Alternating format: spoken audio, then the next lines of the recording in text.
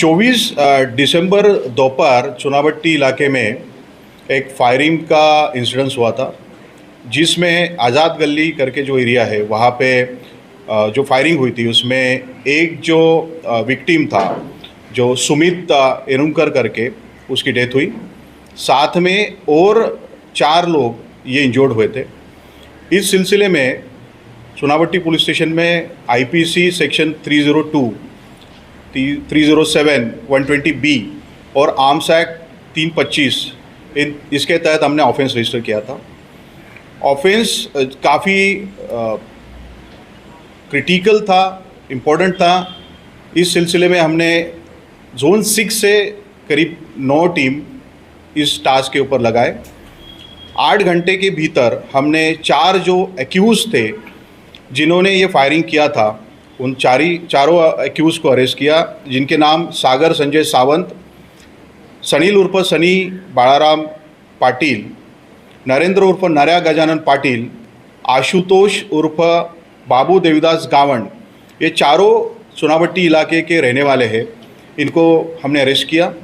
आज honourable court के सामने हमने पीसीआर के लिए उनको प्रोड्यूस किया था और 12 दिन का हमें इसमें पुलिस कस्टडी रिमांड मिला है। इस सिलसिले में जो एफआईआर दर्ज हुआ है इसमें दोनों जो ग्रुप्स थे इनमें कुछ एनिमिटी पिछले कुछ दिनों से चल रही थी। इसके तहत कल का ये जो वारदात है ये वारदात हुई थी। इस सिलसिले में चुनावटी पुलिस स्टेशन की तरफ से हम और तहकीकात कर रहे हैं। जय हिंद। सर, एक सवाल था कि ये जो इंसिडेंट हुआ है पिछले करीब 20 सालों से ऐसा इंसिडेंट बॉम्बे में नहीं हुआ था, तो सडन ऐसा क्या हुआ? क्योंकि आरोपी कहा जा रहा है कि ये भी रहने वाले उसी एरिया के हैं, बगल में रहते हैं वहाँ पे, तो सडन ऐसा क्या हुआ कि 20-21 राउंड्स जो वहाँ पे पैलेट्स मिले हुए हैं, लाइन पैलेट्स मिले हुए हैं, तो सडनली ऐसा क्या हुआ जिसकी वजह से इतना बड़ा गैंगवार करने की ज़रूरत पड़ी और वहाँ पे इतना बड़ा इंसिडेंट हुआ? ये इस बारे में हम हर एक एंगल से तफ्तीश करेंगे। चारों एक्यूज़ हमारे कब्ज़े में है। साथ में जो विटनेसेस है, जो उसमें विक्टिम भी है, उनसे भी तफ्तीश करेंगे और सभी एंगल से तफ्तीश करके मैं इसके बारे में ज़्यादा बोल सकता हूँ। अभी फ़िलहाल एक्यूज़्ड 12 दिन की कस्टडी में। आज से मेरा इंट्रोगेशन शुरू होगा, फिर आगे जैसे जैसे इसमें बातें निकलते आएंगी तब ज़्यादा उसके बारे में हम बात कर सकते हैं। आरोपी का कोई ऑलरेडी क्रिमिनल बैकग्राउंड है पहले से? इसका विक्टिम जो है एरुंकर 2016 की मौका के केस में अंदर था। हाल ही में उसका जो मौका केस था वो एक्विटल हुआ था और बाहर निकला था।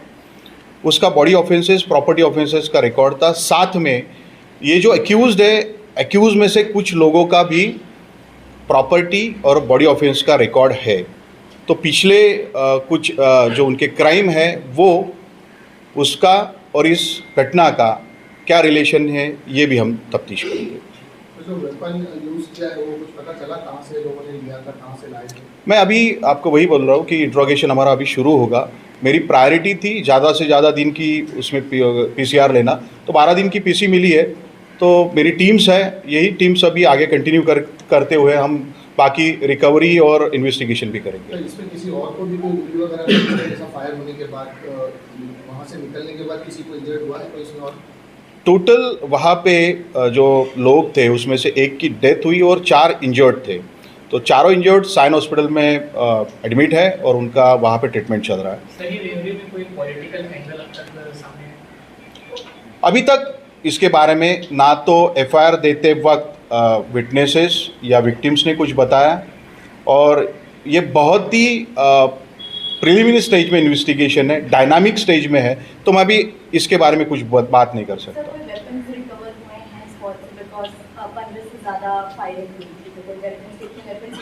जो फोटोग्राफी का शॉप था, शॉप के अंदर एक वेपन जो था वो मिला है। हालांकि वो वेपन किसका है उसके बारे में हम इन्वेस्टिगेशन कर रहे हैं। ये राउंड्स तो कुछ वहाँ पे हमको एम्प्टी केसेस मिले हैं और साथ में कुछ लाइव राउंड भी मिले हैं जो वहाँ पे बिखरे थे। तो कुछ लाइव राउंड और एम्प्टी केसेस मिला के 15 के करीब थे।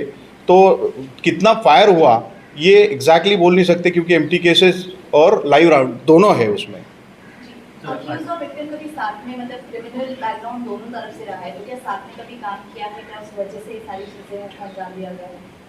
कुछ दिन साथ में थे।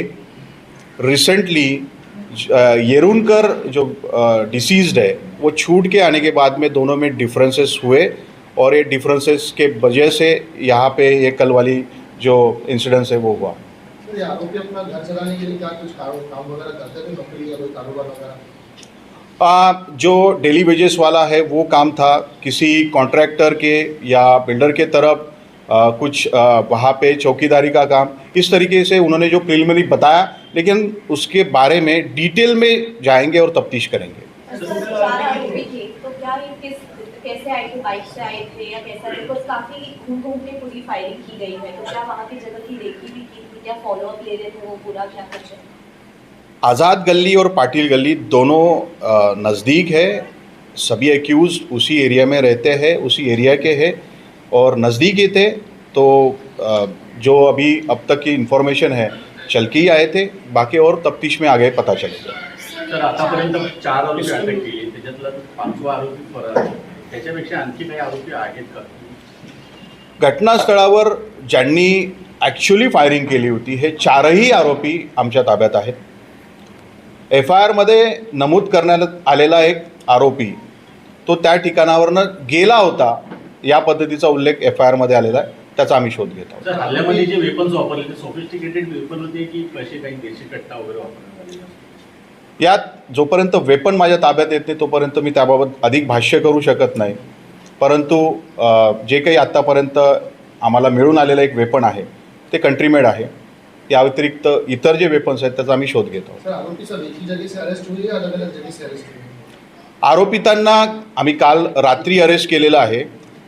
कल हमने एक्यूज को अरेस्ट किया है. तो अरेस्ट जो हुए वो सभी न्यू बॉम्बे एरिया से हुए. Sir, any of these accused or co-accused with the deceased?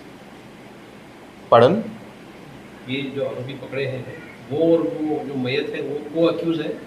जी नहीं, अब तक जो केसेस हमने देखी उसमें तो नहीं है, लेकिन हम और डिटेल में वो देखेंगे कि कुछ उनका कोई दूसरे पुलिस स्टेशन में इकट्ठा ऑफेंसेस है क्या.